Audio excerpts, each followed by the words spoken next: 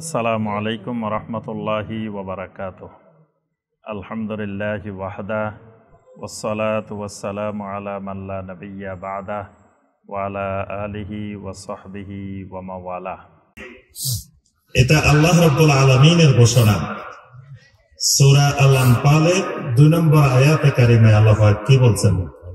ইন্নামাল মুমিনুনা আল্লাযীনা ইযা যুকিরাল্লাহু ওয়াজিলাত কুলুবুহুম ওয়া ইযা তুলিয়াত আলাইহিম আয়াতুহু সাদাতহুম ঈমানা। সুবহানাল্লাহ।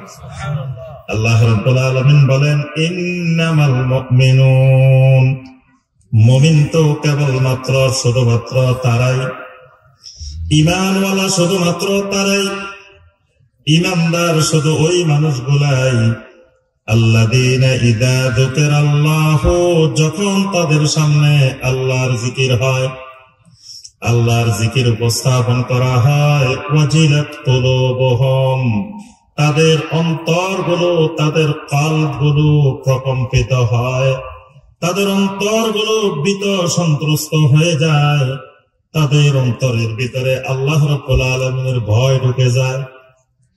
ওয়া ইযা তুলিয়াত আলাইহিম আয়াতুহু, আর যখন তাদের সামনে আল্লাহর আয়াতগুলো তেলাওয়াত করা হয়, আল্লাহ রাব্বুল আলামিনের আয়াতগুলো যখন উপস্থাপন করা হয়, যাদাতহুম ঈমানা, তখন তাদের ঈমান বেড়ে যায়। সুবহানাল্লাহ। ওই কোরআনে কারীমের আয়াত তাদের ঈমানকে বাড়াই দেয়। সুবহানাল্লাহ। তাহলে সালাফে মানহাজের মাহফিলে দেখবেন কোরআনে কারীমের আয়াত দিয়ে দিয়ে কথা বলা হয়, তাহলে এই কথাগুলো ঈমান বাড়ে। এর পরিবর্তে যদি মাহফিলের মধ্যে গান গায়, খালি গান গায়, একের পর এক বিভিন্ন রং বেরঙের গান, রং বেরঙের জাল হাদিস, রং বেরঙের কিচ্ছা কাহিনী, তাহলে কি ঈমান বাড়ার সম্ভাবনা আছে? ঈমান বাড়ার সম্ভাবনা নাই। আলহামদুলিল্লাহ, আজকের এই মাহফিল ঈমান বাড়ার মাহফিল। এই মাহফিল কি বাড়ার মাহফিল? ঈমান বৃদ্ধি করার মাহফিল, ঈমানের উন্নতি করার মাহফিল, ঈমানকে শক্তিশালী করার মাহফিল। আল্লাহ রাব্বুল আলামিন আমাদের ঈমানকে আরো বাড়িয়ে দিন। সম্মানিত ভাই বোনেরা, আল্লাহ পাক আমাদেরকে কি জন্য বানাইছেন বলেন তো দেখি? বেশি বেশি করে মজার মজার জিনিস খাওয়া দাওয়া করার জন্য। জমিনে আল্লাহ অনেক সুন্দর সুন্দর জিনিস বানাইছে, খালি খাইবা, খাওয়ার জন্য বানাইছে। তাহলে কি জন্য? বেশি বেশি ঘুমানোর জন্য। কি জন্য বানাইছেন? এই তো মাশাআল্লাহ, আজকে স্টুডেন্ট অনেক মেধাবী স্টুডেন্ট, সব জানে আলহামদুলিল্লাহ। তাহলে আল্লাহ রাব্বুল আলামিন আমাদেরকে কি জন্য বানাইছেন? সূরা যারিয়াতের 56 নম্বর আয়াতে কারিমা আল্লাহ পাক বলছেন, ওয়া মা খালাকতুল জিন্না ওয়াল ইনসা ইল্লা লিয়াবুদুন। আল্লাহ রাব্বুল আলামিন বলেন, আমি জিন বানাইছি, ইনসান বানাইছি, সমস্ত মাখলুকাতকে আমি আল্লাহ রাব্বুল আলামিন বানাইছি একটি মাত্র উদ্দেশ্য, সেটি হলো ইল্লা লিয়াবুদুন। মুফাসসিরিন ইকরাম বলেন, ইল্লা লিয়াবুদুন অর্থ হলো ইল্লা লিওয়াহিদুনি বিল ইবাদাহ। সমস্ত মাখলুকাতকে বানানোর উদ্দেশ্য হলো বান্দা তাওহীদের ভিত্তিতে একমাত্র আমি আল্লাহর গোলামি করবে, আমি আল্লাহর ইবাদত করবে, আমি আল্লাহর গোলাম হবে। সুবহানাল্লাহ। তাহলে আমরা কার গোলাম? একমাত্র আল্লাহর গোলাম। একমাত্র বলা লাগবে, কার গোলাম? বাংলাদেশে কোটি কোটি মানুষ পাওয়া যায় যারা রাসূলের গোলাম।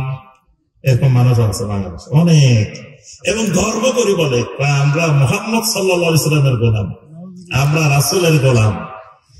আল্লাহ রাব্বুল আলামিন নবী সাল্লাল্লাহু আলাইহি ওয়াসাল্লামকে পাঠাইছেন দুনিয়ার মানুষকে মানুষের গোলামি থেকে মুক্ত করে একমাত্র আল্লাহ রাব্বুল আলামিনের গোলাম বানানোর জন্য।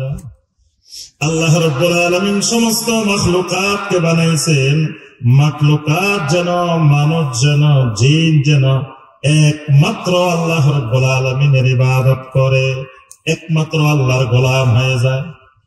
তাহলে আমাদের কাজ কি? কথা কেন? এবার আমাদের কাজ কি? ইবাদত করা। আমাদেরকে বানানোই হয়েছে ইবাদতের জন্য। তাহলে আমাদের কাজ হলো একমাত্র আল্লাহ রাব্বুল আলামিনের গোলামি করা। যিনি যত বেশি কাজ করবেন, যিনি যত বেশি ইবাদত করবেন, তিনি তত বেশি তার দায়িত্ব পালন করলেন। যিনি যত বেশি গাফলতি করলেন, তিনি তত বেশি তার দায়িত্বে অবহেলা করলেন। কারণ আমার আপনার কাজই হলো আল্লাহ রাব্বুল আলামিনের ইবাদত করা, আল্লাহর গোলামি করা। আল্লাহ রাব্বুল আলামিন মানুষের মাথা থেকে শুরু করে পা পর্যন্ত পুরাটা বডি, পুরাটা শরীরকে আল্লাহ রাব্বুল আলামিন আল্লাহর গোলামের উপযোগী করে বানাইছেন। সুবহানাল্লাহ। আল্লাহ রাব্বুল আলামিন অনেকগুলো ইবাদত আমাদের উপরে ফরজ করেছেন।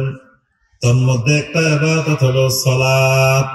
সবচাইতে গুরুত্বপূর্ণ ইবাদত হলো সালাত। সালাতটাকে আল্লাহ রাব্বুল আলামিন এমন ভাবে আমাদেরকে দিয়েছেন, মাথা থেকে শুরু করে পা পর্যন্ত শরীরের এমন কোন অঙ্গ প্রত্যঙ্গ নাই যেই অঙ্গ প্রত্যঙ্গটা সালাতের মধ্যে অংশগ্রহণ না করে। দেখবেন, খেয়াল করলে দেখবেন, মাথা থেকে পা পর্যন্ত শরীরের যতগুলো অঙ্গ প্রত্যঙ্গ আছে সবগুলো অঙ্গ প্রত্যঙ্গ সালাতের মধ্যে অংশগ্রহণ করে। সুবহানাল্লাহ। সালাতের মধ্যে আপনার হাত অংশগ্রহণ করে, আপনার হাতের প্রত্যেকটা অংশ সালাতের বিভিন্ন জায়গায় অংশগ্রহণ করে। আপনার আঙ্গুলগুলো অংশগ্রহণ করে, আপনার আমার চোখটা অংশগ্রহণ করে, আপনার আমার নাকটা অংশগ্রহণ করে, আপনার আমার জবানটা অংশগ্রহণ করে, আপনার আমার ব্রেনটা সালাতের মধ্যে অংশগ্রহণ করে, আপনার আমার পাটা সালাতের মধ্যে অংশগ্রহণ করে। শরীরের এমন কোন অঙ্গ প্রত্যঙ্গ নাই যেটা সালাতের মধ্যে অংশগ্রহণ করে না। সুবহানাল্লাহ। তাহলে আল্লাহ রাব্বুল আলামিন আমার মাথা বানাইছেন কি জন্য? কথা কেন বুঝে নেই? মাথা বানাইছেন কি জন্য? আল্লাহর ইবাদতের জন্য। হাত বানাইছেন কি জন্য? ইবাদতের জন্য। পা বানাইছেন কি জন্য? ইবাদতের জন্য। পেট বানাইছেন কি জন্য? ইবাদতের জন্য। চোখ বানাইছেন কি জন্য? আল্লাহর ইবাদতের জন্য। এইভাবে পুরা বডির সবগুলা জিনিস আল্লাহ রাব্বুল আলামিনের ইবাদতের জন্য বানাইছেন। সুবহানাল্লাহ। এমন কোন অঙ্গ প্রত্যঙ্গ শরীরের মধ্যে আল্লাহ পাক বানান নাই যেটার সাথে আল্লাহর ইবাদতের সম্পর্ক নাই। আল্লাহ রাব্বুল আলামিন শরীরটাকে জোড়া জোড়া করে বানাইছেন এবং জোড়াগুলোকে আল্লাহ রাব্বুল আলামিন এমন ভাবে স্থায়ী ভাবে বানাই দিয়েছেন, মাঝে মাঝে জোড়ার মধ্যে কোনো তেল দেওয়া লাগে না, মোবিল দেওয়া লাগে না, কিছুই দেওয়া লাগে না, অটোমেটিক জোড়া এগুলা কাজ করে না?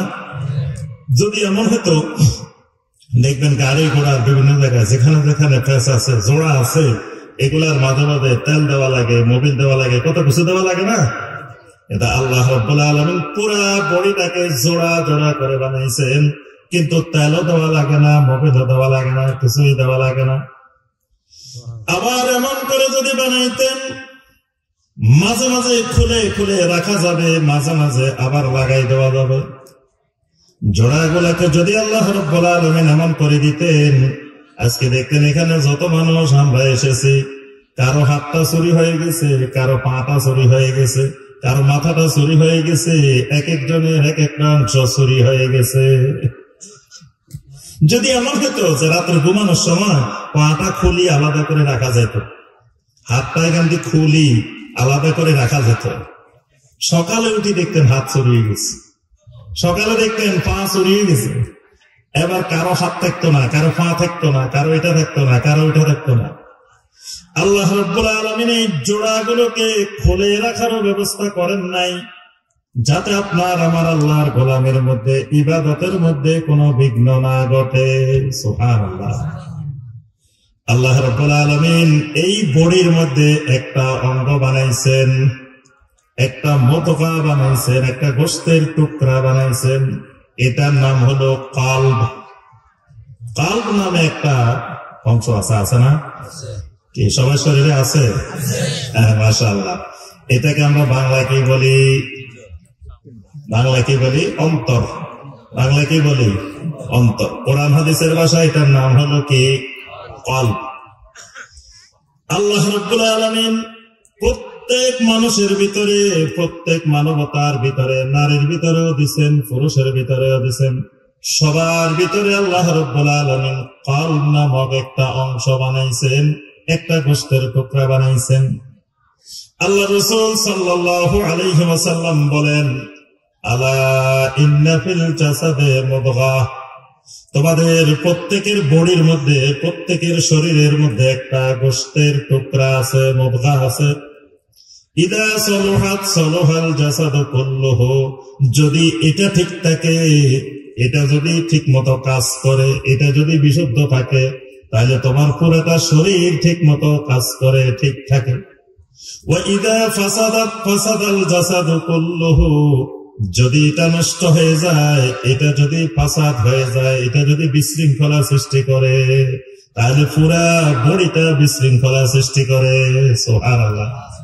তাহলে আল্লাহ রাব্বুল আলামিন আমাদের প্রত্যেককে একটা কি দিবেন? কলব দিবেন।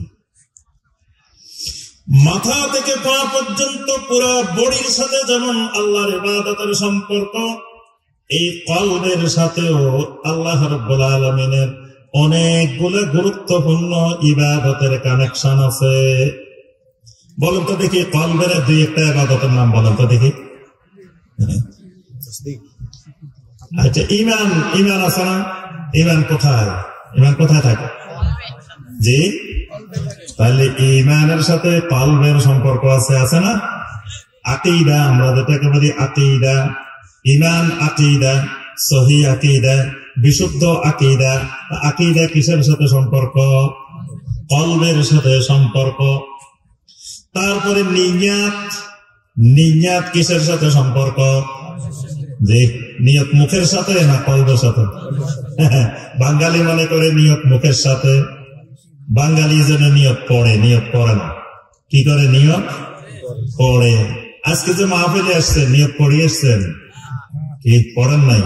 তাহলে তো সওয়াব পাওয়ার সম্ভাবনা নাই নাকি? আপনারা তো পড়েন নাই যে নাওয়াইতু আন আযহাবা ইলাল মসজিদ ওমর বিন খাত্তাব, কি পড়ে আসছেন? তাহলে নিয়ত পড়ে আসছে। নিয়ত পড়ার জিনিস নয়। আত-তালাফফুযু বিন-নিয়্যাতি বিদআহ। নিয়তকে মুখে নিয়ে আসলে, এটারে তালাফফুজ করলে, উচ্চারণ করে পড়লে এটা কি হয়? বিদআত হয়। তাহলে নিয়ত করতে হয়। তাহলে নিয়ত কি দিয়ে করতে হয়? কলব দিয়ে, অন্তর দিয়ে করতে হয়। এরপরে আমার আপনার জন্য তাকওয়া জরুরি। তাকওয়া কোথায়? যার যত পাগড়ি লম্বা তার তাকওয়াও তত লম্বা নাকি? যার জুব্বা যত বড় তাকওয়াও তত বড়, দাড়ি যত লম্বা তাকওয়াও তত লম্বা নাকি? নবী সাল্লাল্লাহু আলাইহি ওয়াসাল্লাম দেখাইছেন, আত-তাকওয়া হাহুনা, আত-তাকওয়া হাহুনা, আত-তাকওয়া হাহুনা, ইউশিরু ইলা কলবিহি সালাসা মাররাত। নবী সাল্লাল্লাহু আলাইহি ওয়াসাল্লাম এই বুকের দিকে 3 বার দেখাই, ইশারা দিয়ে বলছেন, তাকওয়া এখানে, তাকওয়া এখানে, তাকওয়া এখানে। কিন্তু এখন আমরা তাকওয়া উপরে নিয়ে আসছি, এখন আর অন্তরে নেই। উপরের বেশভূষা দেখলে মনে হয় কত বড় মুত্তাকিন, কত বড় আল্লাহওয়ালা। আসলে তার কর্মকাণ্ডে, তার আকীদার ভিতরে দেখলে দেখা যায় দুনিয়ার শিরক আর বেদাতে ভরপুর। তাহলে তাকওয়া কিসের সাথে সম্পর্ক? কলবের সাথে সম্পর্ক। তাওয়াক্কুল একটা গুরুত্বপূর্ণ ইবাদত। তাওয়াক্কুল মানে কি? ভরসা করা। এই তাওয়াক্কুল ইবাদতটা কলবের সাথে সম্পর্ক। ইস্তিআনা কলবের সাথে সম্পর্ক, ইস্তিগাসা কলবের সাথে সম্পর্ক, খাউফুল্লাহ কলবের সাথে সম্পর্ক, খাশিয়াতুল্লাহ কলবের সাথে সম্পর্ক, ইনাবা কলবের সাথে সম্পর্ক। অনেকগুলো ইবাদত এই কলবের সাথে সম্পর্ক। সুবহানাল্লাহ। তাহলে কলবটা যদি ঠিক থাকে, কলবটা যদি বিশুদ্ধ থাকে, সালিম থাকে, এটা যদি সুস্থ থাকে, তাহলে আমার আপনার অনেকগুলো গুরুত্বপূর্ণ জিনিস বিশুদ্ধ হয়ে যাবে। এই জন্য আল্লাহ রাসূল সাল্লাল্লাহু আলাইহি ওয়াসাল্লাম বলেন, ইন্নাল্লাহা লা ইয়ানজুরু ইলা সুওয়ারিকুম ওয়ালা ইলা আমওয়ালিকুম। আল্লাহ রাব্বুল আলামিন তোমাদের চেহারা সুরতের দিকে তাকান না, কার চেহারা কত সুন্দর, কার চেহারা কত নুরানি, এগুলোর দিকে আল্লাহ রাব্বুল আলামিন তাকান না। সম্পদের দিকেও তাকান না, কার সম্পদ কত বেশি, কায় কত বেশি টাকাওয়ালা, কে কত বেশি জমিওয়ালা, আল্লাহ রাব্বুল আলামিন এগুলোর দিকে তাকান না। ওয়ালাকিন ইয়ানজুরু ইলা কুলুবিকুম ওয়া আ'মালিকুম। আল্লাহ রাব্বুল আলামিন তাকান তোমাদের কলবের দিকে আর আমলের দিকে। সুবহানাল্লাহ। তাহলে কলবটা যদি বিশুদ্ধ থাকে, কলবটা যদি সুস্থ থাকে, তাহলে আমার আপনার বাকি কাজগুলো, আমলগুলো বিশুদ্ধ হয়ে যাবে। কারণ নবী সাল্লাল্লাহু আলাইহি ওয়াসাল্লাম বলেন, ইন্নামাল আ'মালু বিন্নিয়াত। আমলগুলো কিসের উপরে নির্ভরশীল? নিয়ত থাকে কোথায়? কলবে। তাহলে কলব ঠিক হইলে আমলগুলো ঠিক হবে। এই কলবের অনেক গুরুত্ব। সূরা শুআরার 88 এবং 89 নম্বর আয়াতে আল্লাহ পাক বলছেন, ইয়াউমা লা ইয়ানফাউ মালুন ওয়ালা বানুন ইল্লা মান আতাল্লাহা বিকলবিন সালিম। আল্লাহ রাব্বুল আলামিন বলেন, আজকের দিনটা এমন একটা দিন, লা ইয়ানফাউ মালুন ওয়ালা বানুন। আজকের এই দিনে কোন ধন সম্পদ কাজে আসে না, কোন জনবল জনশক্তি তোমাদের কোনো কাজে আসবে না, শুধুমাত্র ইল্লা মান আতাল্লাহা বিকলবিন সালিম। কোন ব্যক্তি যদি একটা সুস্থ নিরাপদ অন্তর, সালামত অন্তর, নিরাপদ অন্তর নিয়ে যদি আমি আল্লাহর কাছে আসে, ওই কলবে সালিম তাই তোমাদের কাজে আসবে। সুবহানাল্লাহ। এজন্য কলবটাকে যদি পরিশুদ্ধ করা হয়, তার পুরা জিন্দেগি পরিশুদ্ধ হয়ে যায়। কলবটা যদি পরিশুদ্ধ না হয়, কলবের মধ্যে যদি ঝামেলা থাকে, পুরা জিন্দেগির সব কিছুর মধ্যে ঝামেলা থাকবে। এই জন্য অন্তরটাকে বানাইতে হবে কলবে সালিম। সালিম মানে সুস্থ, নিরাপদ, সালামত, নিরাপদ একটা অন্তর। আল্লাহ রাব্বুল আলামিন দুনিয়াতে যত আম্বিয়া আলাইহিমুস সালাম পাঠাইতেন,